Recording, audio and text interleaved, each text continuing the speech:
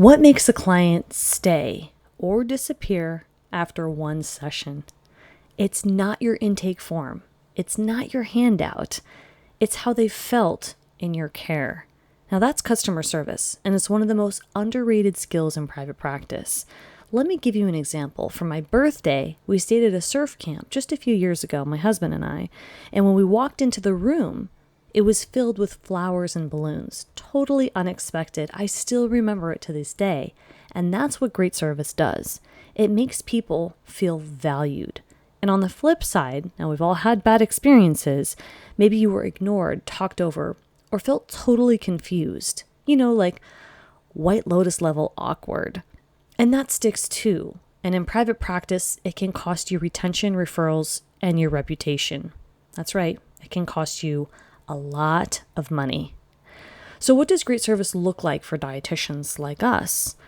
It's how you show up in session, over email, during tech hiccups, and how you communicate policies, and how your client feels in those moments.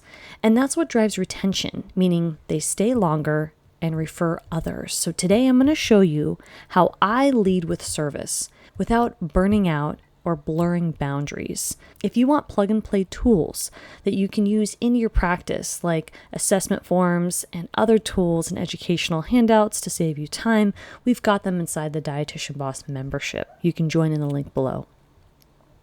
The first tip I want to give you is that the client is the boss. This is my number one rule. And I'll be honest, this one was definitely hard for me at first. I like structure and I love taking control, but I've learned that letting the client actually lead builds more trust and better results. It might look like talking less than they do, focusing on a lab that they care about, even if it's not the most urgent one, zooming in on just one thing that they feel ready for, just one. So limiting the amount of items you're discussing. And it's not about pushing your agenda, as we all want to, right? It's about meeting them where they're at right now, today. And that makes them want to come back. Structure still matters.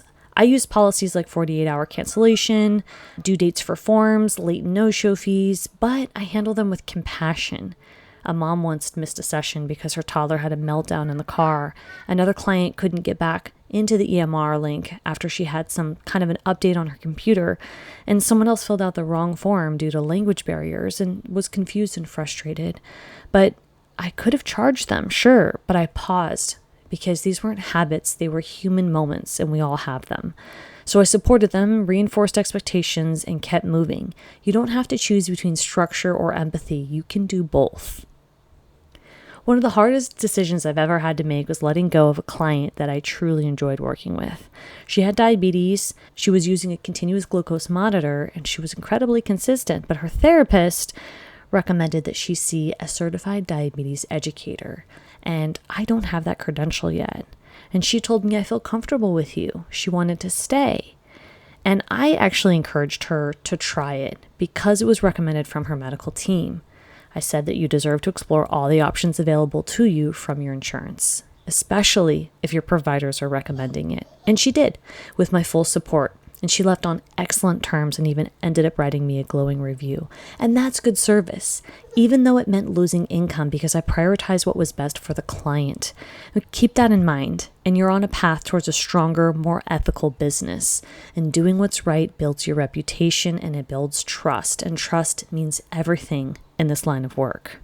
Customer service isn't fluff, it's your reputation, it's your referrals, it's your reviews, and it is the amount of people and the amount of times that a client comes back to you. So whether it's a no-show, a tech fail, we all have them, or a tough goodbye, how you respond to these situations is what people remember.